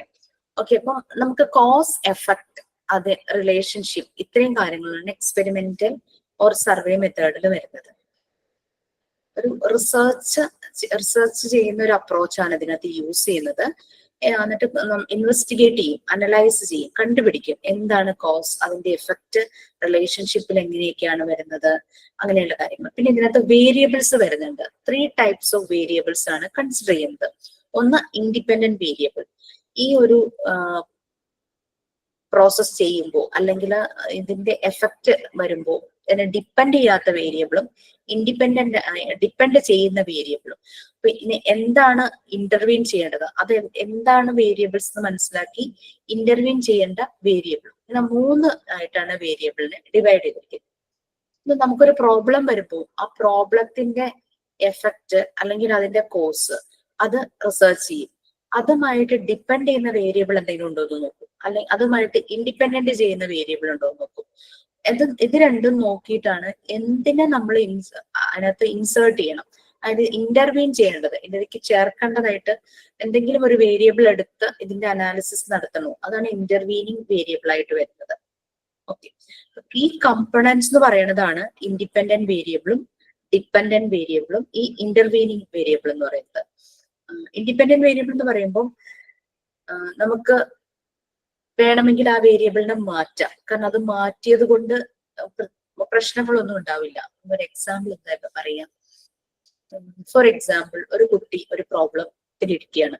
നമുക്ക് ആ കുട്ടി ആ പ്രോബ്ലത്തിൽ നിന്ന് sort out ചെയ്ത് solve ചെയ്ത് കൊണ്ടുവരണം. നമ്മൾ അവിടെ ഓപ്റ്റ് ചെയ്യുന്ന മെത്തേഡ് ഈ എക്സ്പെരിമെന്റൽ മെത്തേഡ് അല്ലെങ്കിൽ സയന്റിഫിക് മെത്തേഡ് ആണെന്ന് വിചാരിക്കും. അപ്പൊ കുട്ടി ഒരു ക്ലാസ് റൂമിൽ ഒരു പർട്ടിക്കുലർ സീറ്റിൽ ആണ് ഇരിക്കുന്നതെന്ന് വിചാരിക്കും. അപ്പൊ ആ സീറ്റ് അവിടെ നിന്ന് അവനെ മാറ്റി കഴിഞ്ഞാൽ അവനത് ബുദ്ധിമുട്ടുണ്ടാക്കുന്നതാണെങ്കിൽ ദാറ്റ് മീൻസ് അത് ഡിപ്പെൻഡന്റ് വേരിയബിൾ ആണ്. അതേസമയം ക്ലാസ്സിൽ എവിടെ ഇരിക്കാനും അവന് കുഴപ്പമില്ല, അങ്ങനത്തെ ഒരു ആറ്റിറ്റ്യൂഡ് ആണെങ്കിൽ ആ സീറ്റിംഗ് അറേഞ്ച്മെന്റ് എന്നുള്ളത് ഇൻഡിപെൻഡന്റ് വേരിയബിൾ ആണ് അല്ലെ, നമുക്കത് ചേഞ്ച് ചെയ്യുന്നതുകൊണ്ട് കുഴപ്പമൊന്നുമില്ല. ഓക്കെ, അപ്പൊ ഒരു ഐഡിയ കിട്ടിയോ? ഡിപ്പെൻഡന്റ് വേരിയബിളും ഇൻഡിപെൻഡന്റ് വേരിയബിൾ എന്ന് പറയുന്നത് അവന്റെ വളരെ ക്ലോസ് ഫ്രണ്ട്, അവന്റെ അടുത്ത് തന്നെ അവൻ ഇരിക്കണം. ദാറ്റ് മീൻസ് നമുക്ക് സീറ്റിംഗ് അറേഞ്ച്മെന്റ് മാറ്റുക എന്ന് പറഞ്ഞു കഴിഞ്ഞാൽ അത് ഡിപ്പെൻഡ് ചെയ്യുന്ന ഒരു വേരിയബിൾ ആണ്. അതേസമയം എവിടെ കൊണ്ടുപോയി ഇരുത്തിയാലും അവന് പ്രോബ്ലം ഇല്ല. ദാറ്റ് മീൻസ് ആ സീറ്റിംഗ് അറേഞ്ച്മെന്റ് അവിടെ ഇൻഡിപെൻഡന്റ് വേരിയബിൾ ആയി. ഓക്കെ, ഇനി ഒരു റെമഡിയൽ ടീച്ചിങ് ഇവന് കൊടുക്കണം, എന്നാൽ മാത്രമാണ് ഇവന് പതുക്കെ പതുക്കെ അവന്റെ താന്നുപോയ അവന്റെ ലോ ആയിട്ടുള്ള കാര്യങ്ങൾ അവന് അപ്പാക്കി കൊണ്ടുവരാൻ പറ്റുള്ളൂ. So that is intervening variable. അത് നമ്മൾ കൊടുക്കുന്ന ഒരു ഇന്റർവെൻഷനാണ്. അവന് എഴുതുന്നതിലാണ് ബുദ്ധിമുട്ട്, റീഡ് ചെയ്യാൻ അവൻ ഓക്കെയാണ്. അപ്പൊ അവന് എഴുതുന്ന കാര്യം കൊണ്ടാണ് അവന് ഈ പ്രശ്നങ്ങൾ വന്നത്. അത് നമ്മൾ മനസ്സിലാക്കി. അപ്പൊ അവന് റൈറ്റിംഗ് കറക്റ്റ് ആക്കാൻ വേണ്ടിയിട്ട് ഒരു മെത്തേഡ് നമ്മൾ കൊടുക്കുന്നു, ദാറ്റ് ഈസ് ഇന്റർവീനിങ് വേരിയബിൾ. ഇങ്ങനെയാണ് എക്സ്പെരിമെന്റൽ ഓർ സയന്റിഫിക് മെത്തേഡ് നമ്മൾ ചെയ്യുന്നത്. ഈ 3 വേരിയബിൾ നമ്മൾ നോക്കും: dependent variable, independent variable, cause, effect. അങ്ങനെ കാര്യങ്ങൾ നോക്കി റിസർച്ച് ചെയ്തിട്ട് എന്ത് വേരിയബിൾ ഇതിനകത്തേക്ക് ചേർത്ത് കഴിഞ്ഞാൽ ആ ചേഞ്ചസ് വരുത്താൻ, പോസിറ്റീവ് ചേഞ്ചസിലേക്ക് കൊണ്ടുവരാൻ പറ്റും. അതാണ് ഇന്റർവീനിങ് വേരിയബിൾ ആയിട്ട് ചെയ്യുന്നത്. ഞാനൊന്ന് എക്സാമ്പിളായിട്ട് പറഞ്ഞതേ ഉള്ളൂ, നിങ്ങൾക്കത് എത്രത്തോളം മനസ്സിലാക്കാനുള്ള എളുപ്പത്തിന് അങ്ങനെ ഒരു കാര്യം ഷെയർ ചെയ്തിരുന്നത്. കുറെ കാര്യങ്ങളുണ്ട് ഇതിനകത്ത്. സയന്റിഫിക് ആയിട്ടുള്ള ഒരു മെത്തേഡാണ്. പിന്നെ പലപ്പോഴും കൺട്രോൾഡ് കണ്ടീഷൻസ് ആണ് യൂസ് ചെയ്യുന്നത് ഈ ഒരു ഇൻവെസ്റ്റിഗേഷൻ. പിന്നെ ഇങ്ങനെയുള്ള കാര്യങ്ങൾ ചെയ്യുമ്പോൾ കോൺഫിഡൻഷ്യൽ, പ്രൈവസി, ഇതിനൊക്കെ വളരെയധികം ഇമ്പോർട്ടൻസ് കൊടുക്കും. ഇപ്പൊ പറയാൻ പാടില്ലാത്ത പല കാര്യങ്ങളും കുട്ടി ഷെയർ ചെയ്യുന്നുണ്ടെങ്കിൽ ഒരിക്കലും അത് മൂന്നാമത് ഒരാളോട് പറയില്ല. അതേസമയം അത് ചെറിയ കുട്ടിയാണ്, പാരന്റ് അറിഞ്ഞിരിക്കണം, ടീച്ചർ അറിഞ്ഞിരിക്കണം എന്ന് ഈ അനലൈസ് ചെയ്യുന്ന ആൾക്ക് മനസ്സിലായി കഴിഞ്ഞാൽ, അങ്ങനെ അത് നെസസറി ആണെന്ന് തോന്നിയാൽ മാത്രമാണ് ഈ നമ്മൾ പറഞ്ഞ എല്ലാ കാര്യങ്ങളും, എന്ത് എക്സ്പെരിമെന്റ് മെത്തേഡ് ആണോ നമ്മൾ ചെയ്യുന്നത് അത് നമ്മൾ ഷെയർ ചെയ്യും. ഓക്കെ, ഒരു കുട്ടി അഡൽട്ട് ആണ്, അഡോൾസൻ ആണ്. അപ്പൊ ചിലപ്പോൾ ആ കുട്ടിക്ക് ഉണ്ടാവും ഇന്ന വ്യക്തികളോട് പറയണം, ഇന്ന വ്യക്തികളോട് പറയണ്ട. അപ്പൊ അവന് ഇവരുടെ പെർമിഷനും കൂടെ വാങ്ങിച്ചിട്ടായിരിക്കും നമ്മൾ ഷെയർ ചെയ്യുക. പിന്നെ നമ്മൾ ഇത് അനലൈസ് ചെയ്യുന്നു. അപ്പൊ നമുക്ക് മനസ്സിലായി നമുക്ക് ഈ പ്രോബ്ലം സോൾവ് ചെയ്യാൻ നമ്മൾക്ക് കുറച്ച് ലിമിറ്റേഷൻസ് ഉണ്ട്, കുറച്ചും കൂടി പ്രൊഫഷണൽ ആയിട്ടുള്ള ഒരാളെ നമുക്ക് കൊണ്ടുവരണം. അപ്പൊ പെർമിഷൻ ചോദിക്കും കുട്ടിയുടെ അടുത്ത്. വേറൊരാള് വന്നാൽ നമ്മളെ കുറച്ചുകൂടെ ഹെൽപ്പ് ചെയ്യും, ഞാൻ വിളിക്കട്ടെ എന്ന് ചോദിച്ചു. അങ്ങനെയൊക്കെയാണ് നമ്മൾ ശരിക്കും ഇങ്ങനെയുള്ള മെത്തേഡില് ശരിയായ രീതിയിലുള്ള ഇന്റർവെൻഷൻ നടത്തുന്നത്. ഓക്കെ, ഇതൊരു ക്രൂഷ്യൽ മെത്തേഡ് ആണെന്ന് തന്നെ പറയാം, ഭയങ്കര ഇമ്പോർട്ടന്റ് ആണ്. പലപ്പോഴും സൈക്കോളജിക്കൽ റിസർച്ചിൽ വളരെയധികം യൂസ് ചെയ്യുന്നതാണ്. അപ്പോൾ പെട്ടെന്നൊക്കെ ചെയ്യേണ്ടതായിട്ട് വരും. പെട്ടെന്ന് എന്തെങ്കിലും ഡ്രമാറ്റിക് ആയിട്ട് ഒരു പേഷ്യന്റിനെയൊക്കെ കൊണ്ടുവരുന്ന സമയത്ത് സൈക്കോളജിയിൽ യൂസ് ചെയ്യുന്ന ഒരു ക്രൂഷ്യൽ മെത്തേഡാണ് ഈ എക്സ്പെരിമെന്റൽ ഓർ സയന്റിഫിക് മെത്തേഡ്. നമ്മളിവിടെ വേരിയബിൾസിൽ ചേഞ്ചസ് വരുത്തിയിട്ട് നമ്മൾ അതിന്റെ റിസൾട്ട് എന്താണെന്ന് നോക്കിയാണ് ഇതിന്റെ അനാലിസിസ് നടത്തുന്നത്. Okay, next one survey method. നമ്മൾ ഓൾറെഡി ഒരു സർവേ ചെയ്യാൻ പോകുന്നതുകൊണ്ട് കുറച്ച് നമുക്ക് മനസ്സിലായിട്ടുണ്ടാവും. Survey method, differential or survey method. ഇത് നമ്മൾ പറഞ്ഞു എഡ്യൂക്കേഷണൽ സെറ്റിംഗ്സിലുള്ള ഇൻഡിവിജ്വൽസിന്റെ ബിഹേവിയർ ആണ് കുറിച്ചുള്ള സ്റ്റഡിയാണ് എഡ്യൂക്കേഷണൽ സൈക്കോളജി. ഇൻഡിവിജ്വൽസ് ഓരോന്നും ഓരോരുത്തരും ഡിഫറെന്റ് ആയിരിക്കും, യുണീക്ക് ആയിരിക്കും, ഓരോരുത്തർക്കും പല പല പ്രത്യേകതകൾ ഉണ്ടാവും. ശരിക്കും ഈ മെത്തേഡ്സ് എല്ലാം ബേസ്ഡ് അപ്പോൺ ഇൻഡിവിജ്വൽ ഡിഫറൻസസ് ആണ്. ഓക്കെ, സോ ഇതാരാന്ന് വായിക്കുക? Differential or survey method. ഞാൻ വായിക്കാം.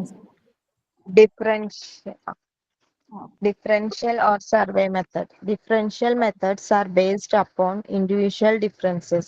It is sometimes called statistical method for the reason that statistical techniques become the major devices for studying individual difference. This method utilizes various techniques of controlling data like questionnaires, observation, interview, and use of statistics in analyzing the data. ഇതിനെ statistical method എന്നും പറയും. കാരണം വെച്ചാൽ നമ്മൾ കുറേ data ഇപ്പോ നമ്മളിപ്പോ ഇവിടെ 5 ആണ് നമ്മളുടെ സർവേയിൽ നമ്മൾ ചെയ്യുന്നത്, മിനിമം 5 എന്നുള്ള രീതിയിൽ. നമുക്ക് എത്ര വേണമെങ്കിലും ഏറ്റവും കൂടുതൽ ഡേറ്റ എടുക്കുമ്പോൾ നമ്മുടെ അനാലിസിസ് കുറച്ചുകൂടെ ആക്യുറേറ്റ് ആകും അല്ലെ. 2 പേരുടെ മാത്രം എടുക്കുവാന്ന് വിചാരിച്ചു, നമുക്ക് വലിയ കാര്യമായിട്ട് ഒരു പല അഭിപ്രായങ്ങൾ കിട്ടില്ല. കുറേ പേരുടെ ആകുമ്പോൾ നമുക്ക് കുറേ ഡീറ്റെയിൽസ് കിട്ടും. നിങ്ങൾ ഹെൽത്ത് എന്നുള്ള ആ യൂണിറ്റ് ഒക്കെ ഫസ്റ്റ് യൂണിറ്റിന്റെ സമയത്ത് ഒരു സർവേ പോലുള്ള ഒരു അസൈൻമെന്റ് ചെയ്തു എന്ന് എനിക്ക് ഓർമ്മയില്ല. ഞാൻ ചില ബാച്ചുകൾക്ക് കൊടുത്തിട്ടുണ്ടായിരുന്നു. ക്വസ്റ്റ്യൻ ഇതേ ഉണ്ടായിരുന്നുള്ളൂ, 10 ഇൻഡിവിജ്വൽസിനെ മീറ്റ് ചെയ്തിട്ട് അവരോട് ചോദിക്കുക, ഹെൽത്ത് എന്നത് കൊണ്ട് നിങ്ങൾ എന്താണ് ഉദ്ദേശിക്കുന്നത്, what is meant by health? അതാണ് അവരോട് ചോദിക്കേണ്ടത്. ചെയ്തിരുന്നോ?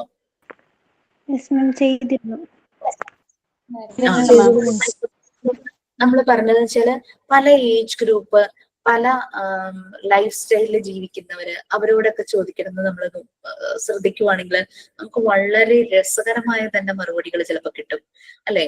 ഇപ്പൊ ക്രോണിക് കണ്ടീഷൻസുമായിട്ട് ജീവിക്കുന്ന ഡയബറ്റിക്, തൈറോയിഡ് അങ്ങനത്തെ പേഷ്യൻസ്, അങ്ങനെ ക്രോണിക് കണ്ടീഷൻസ് ആയിട്ടുള്ള ആവുമ്പോൾ അവർക്ക് ഒരു മറുപടി ആയിരിക്കും ഉണ്ടാവുക. ഹെൽത്തി ആയിരിക്കാൻ എന്തെല്ലാം സ്റ്റെപ്സ് എന്ന് പറയുമ്പോൾ നമുക്ക് വേരിയസ് ആൻസേഴ്സ് കിട്ടും. യങ്സ്റ്റേഴ്സിന്ന് വേറെ ആയിരിക്കും അല്ലെ, അതുപോലെ ലേഡീസിന്റെ വേറെ ആയിരിക്കും, ജെൻസ് വേറെ ആയിരിക്കും പറയുന്നത്, ഇതുപോലെ ക്രോണിക് കണ്ടീഷൻസ് ഉള്ളവർ വേറെ ആയിരിക്കും പറയുന്നത്. അങ്ങനെ നല്ലൊരു ഇൻഫർമേഷൻസ് തന്നെ നമുക്ക് അങ്ങനെയുള്ള സോഴ്സുകളിൽ നിന്ന് കിട്ടും. അപ്പോ അതുപോലെ തന്നെയാണ് സർവേ നമ്മൾ ചെയ്യുമ്പോൾ അതാണ്, നമ്മളിപ്പോ പല സോഷ്യൽ ലെവൽസിൽ ലൈഫ് സ്റ്റൈലിൽ ജീവിക്കുന്നവർക്ക് പല മറുപടി ആയിരിക്കും. കഴിഞ്ഞ ദിവസം ഒരു സർവേക്ക് ഇവിടെ ഒരാൾ വന്നിട്ടുണ്ടായിരുന്നു കേട്ടോ. അയാൾ വന്നത് സെൻട്രൽ ഗവൺമെന്റിന്റെ ഒരു സ്റ്റാഫാണ്. വന്നത് ഇതിനാണ് +1 +2 ഹൈസ്കൂൾ ഹയർ സെക്കൻഡറി പഠിക്കുന്ന കുട്ടികളുള്ള വീട്ടില് അവരുടെ എഡ്യൂക്കേഷന് വേണ്ടിയിട്ട് എത്രയാണ് ഇൻവെസ്റ്റ് ചെയ്യുന്നതെന്ന് ഉള്ളൊരു കണക്കെടുക്കാൻ വേണ്ടി വന്നത്. ഹൈസ്കൂൾ ഹയർ സെക്കൻഡറി ലെവലിൽ ജീവിക്കുന്നത്. അപ്പൊ അങ്ങനെ കുറെ ഡേറ്റാസ് കളക്ട് ചെയ്തിട്ട് അങ്ങനെ അവർ പോയിട്ടുണ്ടായിരുന്നു. നമ്മൾ ഈ മെത്തേഡിന് നമ്മൾ യൂസ് ചെയ്യുന്നത് എന്താ? ക്വസ്റ്റ്യനെയേഴ്സ് നമുക്ക് യൂസ് ചെയ്യാം അല്ലെ. കുറെ വേരിയസ് ടെക്നിക്സ് നമുക്ക് യൂസ് ചെയ്യാം. ഇത് ക്വസ്റ്റ്യനെയേഴ്സ് യൂസ് ചെയ്യാം, അതുകൂടാതെ ഒബ്സർവ് ചെയ്യാം. നമുക്ക് ഒബ്സർവ് ചെയ്യാം, അല്ലെങ്കിൽ ഓരോരുത്തരായിട്ട് ഇന്റർവ്യൂ ചെയ്തിട്ട് നമുക്ക് ഡേറ്റ, ഇപ്പൊ നമ്മള് ഹെൽത്തിന്റെ കാര്യത്തിന് ചെന്നപ്പോ അങ്ങനെയാണല്ലേ, ഏതാണ്ട് ഇന്റർവ്യൂ പോലെയായിരുന്നല്ലോ. അവരോട് ചോദിച്ചു, അവർ പറഞ്ഞ കാര്യങ്ങൾ കളക്ട് ചെയ്തു, അതിനനുസരിച്ച് നമ്മളൊരു ബ്രീഫായിട്ട് ഒരു ഡെഫിനേഷനും ഡിസ്ക്രിപ്ഷനും നമ്മൾ എഴുതി. അപ്പൊ ഇന്റർവ്യൂ പോലെ ചെയ്യാം, ക്വസ്റ്റ്യനേഴ്സ് പോലെ ചെയ്യാം, ഒബ്സർവ് ചെയ്ത് ചെയ്യാം. ഇപ്പൊ കുട്ടികള് അവർക്കിപ്പം ചോദ്യം ചോദിച്ചു കഴിഞ്ഞാല് അങ്ങനെ ചെറിയ കുട്ടികൾ ഉണ്ടാവുമല്ലോ, അവരെ ഒബ്സർവ് ചെയ്ത് ചെയ്യാം. പിന്നെ അതുപോലെ തന്നെ ചില പെർട്ടിക്കുലർ ബ്രീഡിൽ വരുന്ന അനിമൽസ്, അവിടെ നമുക്ക് ഒബ്സർവേഷൻ അല്ലേ പറ്റുള്ളൂ, അവരോട് ചോദ്യം ചോദിക്കാൻ പറ്റും. അപ്പൊ ക്വസ്റ്റ്യനേഴ്സ് യൂസ് ചെയ്യാം, ഒബ്സർവേഷൻ മെത്തേഡ് യൂസ് ചെയ്യാം, ഇന്റർവ്യൂ ചെയ്യാം. അങ്ങനെ നമുക്ക് ഡേറ്റ അനലൈസ് ചെയ്ത ഈ ഡിഫറൻഷ്യൽ മെത്തേഡ് അല്ലെങ്കിൽ സർവേ മെത്തേഡ് ചെയ്യാം. ഇതൊക്കെയാണ് എഡ്യൂക്കേഷണൽ സൈക്കോളജിയുടെ മെത്തേഡ്സ് നമ്മൾ പറയുന്നത്. ഇനി പല രീതിയിലുള്ള ടെക്നിക്സും ടൂൾസും ഒക്കെ നമുക്ക് യൂസ് ചെയ്യാൻ പറ്റും. പല രീതിയിലുള്ള ടെക്നിക്സ്, ടൂൾസ് യൂസ് ചെയ്യാം. പിന്നെ ഇത് നമ്മളിപ്പോ ഒരു എഡ്യൂക്കേഷണൽ സെറ്റിങ്സിൽ വർക്ക് ചെയ്യുമ്പോൾ നമുക്ക് നമ്മുടെ മുന്നിൽ വരുന്ന കുട്ടികള് യുണീക്ക് ആണല്ലോ. അപ്പൊ നമ്മൾ പല മെത്തേഡ്സും, അപ്പൊ നമ്മളറിയാതെ തന്നെ നമ്മൾ പലതും കുഞ്ഞുങ്ങളുടെ രീതികൾക്കനുസരിച്ചല്ലേ നമ്മളവിടെ എടുക്കുന്നത്. എഴുതപ്പെട്ടത് തന്നെ നമുക്ക് ഫോളോ ചെയ്യാൻ ചിലപ്പോൾ പറ്റിയെന്ന് വരില്ല. അപ്പൊ അവിടെ മുന്നിൽ വരുന്ന കുട്ടികൾക്കനുസരിച്ച് പല ടെക്നിക്സും ടൂൾസും നമ്മൾ ഉപയോഗിക്കും. വൈവയിൽ ഒരു കുട്ടി വന്നപ്പോ ആ കുട്ടി പറഞ്ഞതായിരുന്നു, ആ കുട്ടി സ്റ്റോറിയിലൂടെയാണ് കുറേ കാര്യങ്ങൾ കുട്ടികളെ പഠിപ്പിക്കുന്നത്. ഇപ്പൊ എന്തിനെങ്കിലും പറ്റി സ്റ്റോറി പറയുമ്പോൾ അതിന്റെ ഇടയിൽ കൂടെ ആ കുട്ടി ക്വസ്റ്റ്യൻ ചോദിക്കും. ക്വസ്റ്റ്യൻ ചോദിക്കുന്ന പറഞ്ഞു കഴിഞ്ഞാൽ അവരെ കൊണ്ട് ആൻസർ പറഞ്ഞ്, അല്ലെങ്കിൽ അവരോട് ആൻസർ പറഞ്ഞ് അവരെ കൊണ്ട് റിപ്പീറ്റ് ചെയ്യിച്ചു. അങ്ങനെ ഇപ്പം കാക്കയുടെ ഒരു കഥയാണ് പറഞ്ഞു കൊടുക്കുന്നെങ്കിൽ കാക്കയുടെ നിറം എന്താണ്, കാക്ക നമുക്ക് വേണ്ടി ചെയ്യുന്ന സഹായം എന്താണ്, അങ്ങനെ ഇങ്ങനെ അത് റിലേറ്റഡ് കുറെ ക്വസ്റ്റ്യൻസ് അതിന്റെ ഇടയിലൂടെ ചോദിക്കും. അപ്പൊ അത് ഓരോരുത്തരുടെ ഒരു രീതിയാണ് കുട്ടികളെ ഇൻവോൾവ് ചെയ്യിക്കാനായിട്ട് ടീച്ചർമാരെടുക്കുന്ന ടെക്നിക്സ്, ടൂൾസ്, അങ്ങനെയുള്ള കാര്യങ്ങളാണ്. ഈ നമ്മൾ നേരത്തെ പറഞ്ഞ പല മെത്തേഡ്സും തന്നെയാണ് ഇതിന്റെ techniques. Introspection, observation, experimentation, clinical അല്ലെങ്കിൽ കേസ് സ്റ്റഡി, ഇന്റർവ്യൂ, സ്റ്റാൻഡർഡൈസ്ഡ് ടെസ്റ്റുകൾ, പിന്നെ സർവേ, പല ക്വസ്റ്റ്യനേഴ്സ് കൊടുത്തിട്ട് ആളുകളെ കൊണ്ട് ഫില്ല് ചെയ്യിക്കുക, അങ്ങനെയുള്ള കാര്യങ്ങളും, അങ്ങനെ കുറെ ഇതൊക്കെ തന്നെയാണ് ഇതിന്റെ ടെക്നിക്സും ടൂൾസും എല്ലാം തന്നെ. ചില സ്റ്റാൻഡർഡൈസ്ഡ് ടെസ്റ്റുകൾ നടത്തും. പിന്നെ ചില ഡയഗ്രാംസ് കൊടുത്തിട്ട് ഒരു ഗ്രൂപ്പിനോട് അതിനകത്ത് ചില കാര്യങ്ങൾ ചെയ്യാനായിട്ട് പറയും. അങ്ങനെയുള്ള രീതിയിലൊക്കെ പല മെഷേഴ്സ് ഒക്കെയാണ് എടുക്കുന്നത്. ഇത്രയുമാണ് എഡ്യൂക്കേഷണൽ സൈക്കോളജി നമുക്ക് വരുന്നത്. ഇതിൽ നമ്മൾ എക്സ്ട്രാ ആയിട്ട് നമ്മൾ പറഞ്ഞത് തൊണ്ടക്കിയെ കുറിച്ചാണ്. എഡ്യൂക്കേഷൻ സൈക്കോളജിയുടെ ഫാദർ എന്ന് അറിയപ്പെട്ടിരുന്ന അദ്ദേഹവും അദ്ദേഹത്തിന്റെ കോൺട്രിബ്യൂഷൻസും നമ്മൾ ഡിസ്കസ് ചെയ്തിട്ടുണ്ടായിരുന്നു. അപ്പൊ നിങ്ങളുടെ ഈ ഒരു ലെസൺ കഴിയുവാണ്. നെക്സ്റ്റ് എനിക്ക് തോന്നുന്നു ഞാൻ എടുക്കേണ്ടത് പാർട്ട് 3-ലെ 3rd യൂണിറ്റ് ആയിരിക്കും ഞാൻ എടുക്കുന്നത്, law of natural development. Part 3-ലെ 3rd, 4, 7, 10 അങ്ങനെ 4 യൂണിറ്റ്സ് ഞാനായിരിക്കും എടുക്കുന്നത്. അപ്പൊ നിങ്ങൾക്ക് പാർട്ട് 2 കഴിഞ്ഞു കഴിഞ്ഞാൽ നിങ്ങളുടെ ടേം എക്സാം സ്റ്റാർട്ട് ചെയ്യും. ഒന്നാമത്തെ ടേം എക്സാം 50 ക്വസ്റ്റ്യൻസ് ഉണ്ടാകും. ക്വസ്റ്റ്യൻസ് മോണ്ടിസോറി ക്വസ്റ്റ്യൻസ് 40 ആയിരിക്കും, 40 ക്വസ്റ്റ്യൻസ് ആയിരിക്കും. From part 1 and part 2 40 questions ഉണ്ടാകും. അതിൽ കൂടുതൽ പാർട്ട് 2-ൽ നിന്നായിരിക്കും. കമ്പയർ ടു ഇമ്പോർട്ടന്റ് അതാണ്. ബാക്കി 10 ക്വസ്റ്റ്യൻസ് ഇംഗ്ലീഷ് ആയിരിക്കും. സെയിം തന്നെ പാർട്ട് 3-യും പാർട്ട് 4-ഉം കഴിയുമ്പോൾ അടുത്ത ടേം എക്സാം, അതിലും 50 ക്വസ്റ്റ്യൻസ് ആയിരിക്കും. 40 from Montessori, 10 from English. Clear ആയോ? ഇൻ ബിറ്റ്വീൻ നമുക്ക് ചെയ്യാനുള്ള വർക്കുകൾ പെൻഡിങ് എന്തെങ്കിലും ഉണ്ടെങ്കിൽ ക്ലിയർ ചെയ്ത് പോവുക. എത്രയും പെട്ടെന്ന് നിങ്ങൾ ക്ലിയർ ചെയ്യുവാണെങ്കിൽ നിങ്ങളുടെ വൈവ പെട്ടെന്ന് നടത്താൻ പറ്റും. പ്രാക്ടിക്കൽ സെഷൻ കഴിഞ്ഞിട്ടാട്ടോ വൈവ നടത്തുള്ളൂ. അപ്പം നമ്മൾ ചെയ്യാൻ ഉദ്ദേശിക്കുന്നത് മോഡ്യൂൾ 3 ആണ് നമ്മുടെ പ്രാക്ടിക്കൽ സെഷൻ. പ്രാക്ടിക്കൽ മെറ്റീരിയൽസിന്റെ ഡെമോൺസ്ട്രേഷൻ ടീച്ചേഴ്സ് നിങ്ങൾക്ക് ഓൺലൈൻ ആയിട്ട് അതിന്റെ ഡെമോൺസ്ട്രേഷൻ കാണിക്കും. അപ്പൊ നല്ല തറവാക്കി പോവുക. അത് കഴിഞ്ഞ് ഒരു ദിവസം ഇൻസ്റ്റിറ്റ്യൂട്ടിൽ ഓഫീസിൽ നേരിട്ട് വന്നിട്ട് നമുക്ക് പ്രാക്ടിക്കൽ സെഷൻ ഉണ്ടായിരിക്കും. അപ്പൊ നിങ്ങൾക്ക് ചെയ്ത് നോക്കാം മെറ്റീരിയൽസ് യൂസ് ചെയ്തിട്ട്. പിന്നെ ഉള്ളതെന്ന് പറഞ്ഞു കഴിഞ്ഞാല് പ്രാക്ടിക്കൽ സെഷൻ മോഡ്യൂൾ 3-ല് കണ്ടന്റ് നിങ്ങൾ നോക്കുമ്പോൾ കുറെ ഉണ്ടാകും. 5 പാർട്സ് ഉണ്ട്. അത് മറിയാം മോണ്ടിസോറി ആ ഒരു മോണ്ടിസോറി പ്രിപ്പയർഡ് എൻവയോൺമെന്റിനെ 5 ഏരിയ ആയിട്ട് തിരിച്ചതാണ് ആ 5 പാർട്സ് നമുക്ക് വരുന്നത്. അതിന്റെ കണ്ടന്റ് ഞാൻ ഒരു ക്ലാസ് എടുക്കും, 1 or 2 ക്ലാസ് ആ കണ്ടന്റ് ബ്രീഫ് ചെയ്യും. അതിൽ കുറെ ഡെമോൺസ്ട്രേഷൻ ആണ്. നമ്മുടെ വീട്ടിലെ കുഞ്ഞുങ്ങളുണ്ടെങ്കിൽ അവരെ കൊണ്ട് ചെയ്തു നോക്കാൻ പറ്റുന്ന കുറെ കാര്യങ്ങളാണ്. അത് പ്രാക്ടീസ് ചെയ്യുക, വീട്ടിൽ പ്രാക്ടീസ് ചെയ്യുക. അങ്ങനെ അതായത് ജഗ്ഗിലേക്ക് വെള്ളം ഒഴിക്കുക, മാറ്റ് ഫോൾഡ് ചെയ്യുന്നത്, നാപ്കിൻസ് ഫോൾഡ് ചെയ്യുക, മാറ്റ് റോൾ ചെയ്യുക, പിന്നെ കടല, പരിപ്പ്, പയർ അങ്ങനത്തെ സാധനങ്ങളൊക്കെ കണ്ടെയ്നറിൽ ഇട്ട് വെക്കുക. ഇതൊക്കെ നമുക്ക് ക്ലാസ്സിൽ ചെയ്യേണ്ട കാര്യമില്ലല്ലോ. നിങ്ങളത് കുട്ടികളെ കൊണ്ട് വീട്ടിൽ ചെയ്യിക്കുക. അതിന്റെ ചെറിയ ഷോർട്ട് വീഡിയോ ഒക്കെ എടുത്ത് വെക്കുക. ഓക്കെ. പിന്നെ അതിന്റെ ഒരു കണ്ടന്റിന്റെ ബ്രീഫിംഗ് ഞാൻ ചെയ്തു തരും. പിന്നെ നമുക്ക് മെയിൻ എക്സാമിന് മുമ്പ് മോഡ്യൂൾ 1-ന്റെ റിഫ്രഷിംഗ് സെഷൻ ഉണ്ടായിരിക്കും. നിങ്ങൾക്കൊരു റിവിഷൻ പോലെ അതും ഞാൻ തന്നെയായിരിക്കും എടുക്കുക. ഈ 2 ക്ലാസ്സും മോഡ്യൂൾ 3-യുടെ ബ്രീഫിങ്ങും മെയിൻ എക്സാമിന് മുമ്പുള്ള റിവിഷൻ പോലത്തെ സെഷനും നൈറ്റ് ആയിരിക്കും മിക്കവാറും വെക്കുന്നത്. കുറെ പേർക്ക് ജോയിൻ ആവാലോ അതിന് ജോലിക്ക് പോകുന്നവർക്ക്. അതുകൊണ്ട് ഞാൻ നൈറ്റ് ആയിരിക്കും അത് പ്രിഫർ ചെയ്യാം. അതൊക്കെ നമുക്ക് ഇനിയുള്ള കാര്യം പ്ലാൻ ചെയ്യാം. ഞാൻ ജസ്റ്റ് ഇൻഫോം ചെയ്തു തന്നേ ഉള്ളൂ കേട്ടോ. ഓക്കെ. സോ ഒന്നാ സർവേ പറഞ്ഞില്ലേ, അതൊന്ന് പറയാമോ കുറച്ചൊന്ന്? വെദർ ഇറ്റ് ഈസ് സയന്റിഫിക് അത് എന്താ ഇപ്പൊ എടുത്ത ക്ലാസ്സിലെയാണോ? അല്ല മാം, സർവേ ചെയ്യാൻ പറഞ്ഞില്ലേ, അതിന്റെ ഡീറ്റെയിൽസ് ഒന്ന് പറയാവോ? കുറെ പേര് ഇല്ലായിരുന്നു.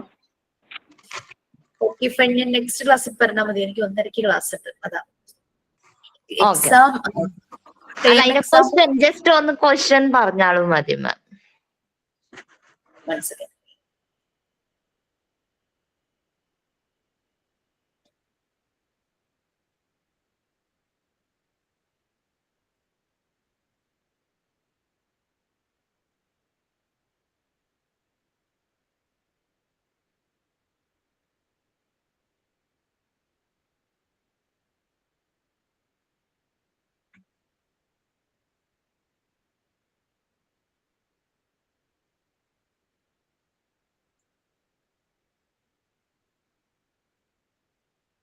മിനിമം 5 ഹോംസ് ആണ് നമ്മൾ വിസിറ്റ് ചെയ്യേണ്ടത്. പ്രീ സ്കൂൾ ചെറിയ കുട്ടികളുള്ള വീടാണെങ്കിൽ ഗുഡ്, അഡോളസൻസ് ആണെങ്കിലും കുഴപ്പമൊന്നുമില്ല.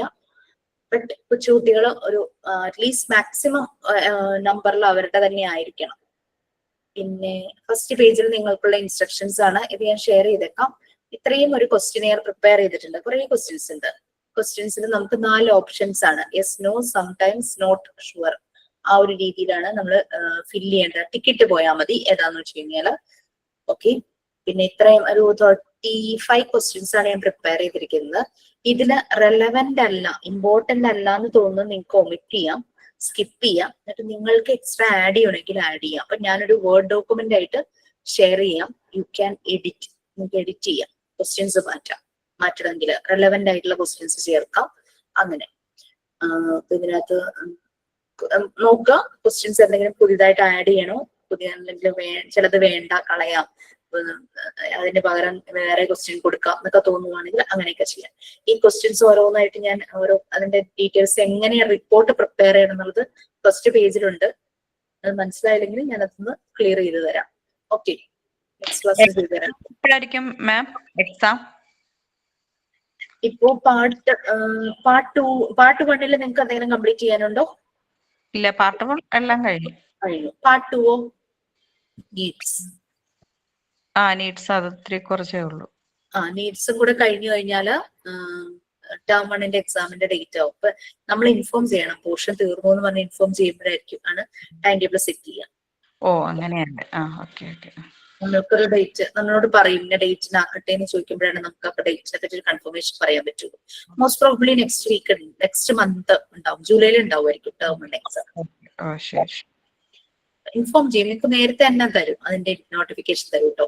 ഞാനിത് പറഞ്ഞുതരാം. നെക്സ്റ്റ് ക്ലാസ്സിൽ എന്നോട് ക്ലാസ് തുടങ്ങുന്നതിന് മുമ്പ് തന്നെ ഇത് പറയണം, അല്ലെങ്കിൽ ക്ലാസ് തീരുമ്പോഴേക്കും നമ്മൾ വീണ്ടും വിട്ടു. ഓക്കെ, സൈൻ ഔട്ട് ഉണ്ടോ?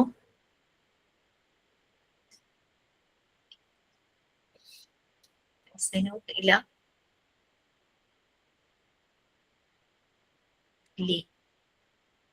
ഓക്കെ, ഞാൻ കുറച്ച് ബ്രീഫായിട്ട് Okay.